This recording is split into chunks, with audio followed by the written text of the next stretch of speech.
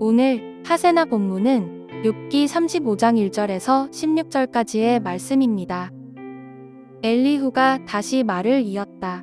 욥, 어른은 하나님께서도 나를 옳다고 하실 것이다 하고 말씀하셨지만 또 하나님께 내가 죄를 짓는다고 하여 그것이 하나님께 무슨 영향이라도 미칩니까?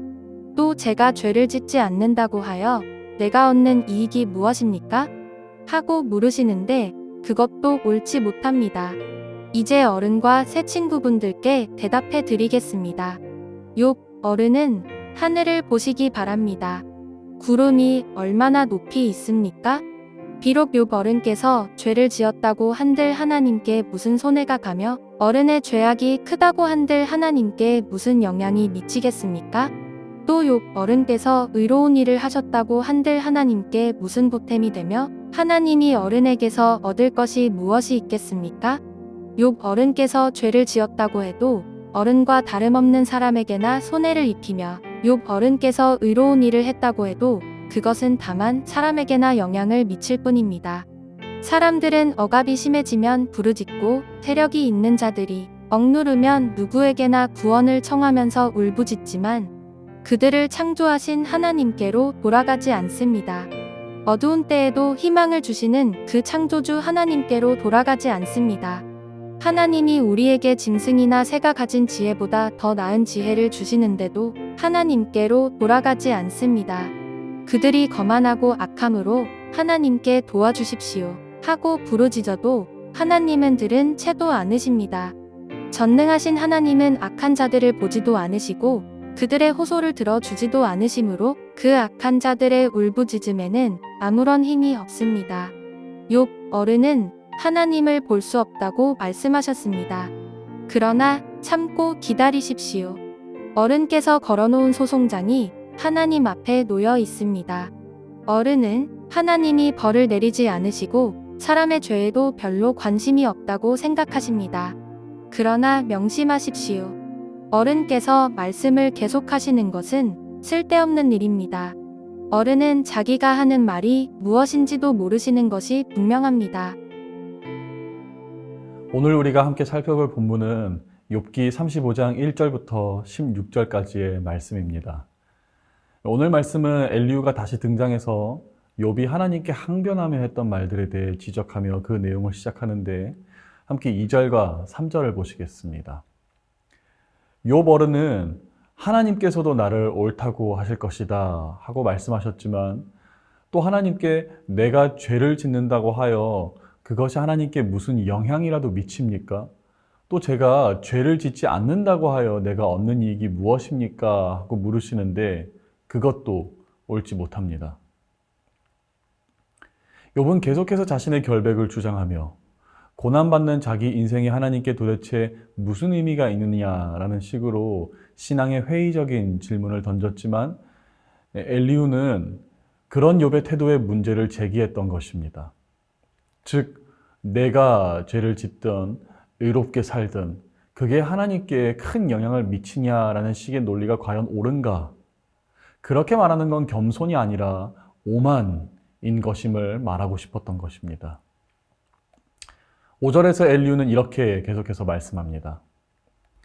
욥 어른은 하늘을 보시기 바랍니다. 구름이 얼마나 높이 있습니까? 이건 단순히 하늘을 진짜로 보라라는 말이 아닙니다. 하나님이 얼마나 높으신 분인가, 얼마나 인간과 차원이 다른 분이신가를 되새기라라는 의미이기에 우리 인간의 의와 악, 그 작은 움직임에 하나님이 이익을 보시거나 손해를 입으시는 분이 아니심을 짚고자 했던 것입니다. 하지만 여기서 중요한 것이 있다면 엘리후는 절대 인간의 선이나 악은 결국 하나님 앞에서 아무 의미도 없다라는 허무주의를 주장하고자 했던 것은 절대 아니었다라는 것입니다. 8절 말씀입니다. 욥 어른께서 죄를 지었다고 해도 어른과 다름없는 사람에게나 손해를 입히며 욥 어른께서 의로운 일을 했다고 해도 그것은 다만 사람에게나 영향을 미칠 뿐입니다. 즉 우리의 삶에서 나오는 죄나 의는 하나님을 위해 존재하는 게 아니라 우리 이웃을 위한 것이며 사람 사이에서 작동하는 영향력에 그 의미가 있다는 것입니다. 그렇게 자신이 의롭게 살아왔다라는 욥의 주장은 결국 그가 겪고 있는 고난의 원인을 해명하는 일에 사용되진 못할 것이다 라고 엘리후는 말하고자 했던 것이지요. 근데 저는 오늘 말씀 중에 10절이 가장 마음에 와닿습니다. 욥기 35장 10절 말씀. 그들을 창조하신 하나님께로 돌아가지 않습니다. 어두운 때에도 희망을 주시는 그 창조주 하나님께로 돌아가지 않습니다. 10절에서 엘리후는 사람들은 억압을 당하고 고난을 겪을 때 부르짖긴 하지만 그 부르짖음이 항상 하나님을 향하고 있지 않음을 폭로하는데 우리의 삶을 한번 돌아보면 어떻습니까? 우리는 어려운 일을 겪을 때 정말 하나님께로 돌아가고 있습니까? 아니면 단지 감정을 분출하기 위해 하나님께 부르짖는 연기만을 하고 있지는 않습니까? 그래서 이제 엘리후는 결국 14절에서 욥에게 이렇게 조언하기까지 이릅니다.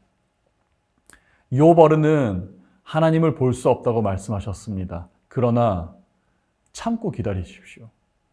어른께서 걸어놓은 소송장이 하나님 앞에 놓여 있습니다.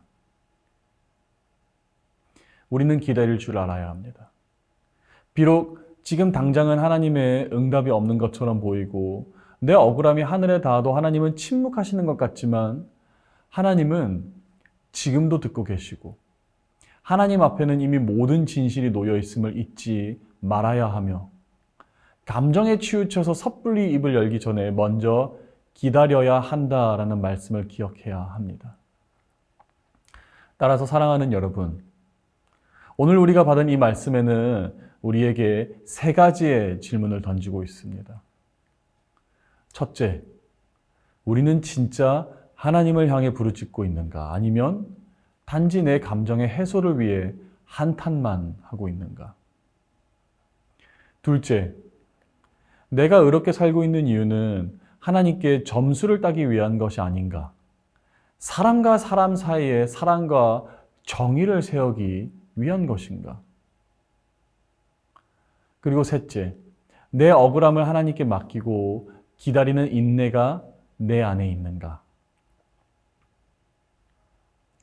우리 사랑하는 높은 뜻 푸른 교회 성도 여러분, 오늘도 이 말씀을 통해 억울함 속에서도 더 깊이 하나님께로 돌아가는 하루가 되기를 축복하며 고난의 이유를, 그 고난의 연유를 찾는 데에만 집중하지 않고 하나님 앞에서 침묵하고 기다릴 줄 아는 지혜가 우리 안에 가득하기를 주님의 이름으로 축복합니다. 오늘의 아시조는 우리 교회 장년부를 위해 기도하는 것입니다.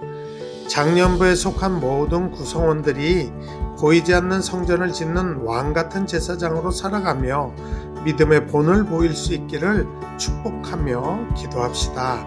오늘의 아시조 함께 하시죠.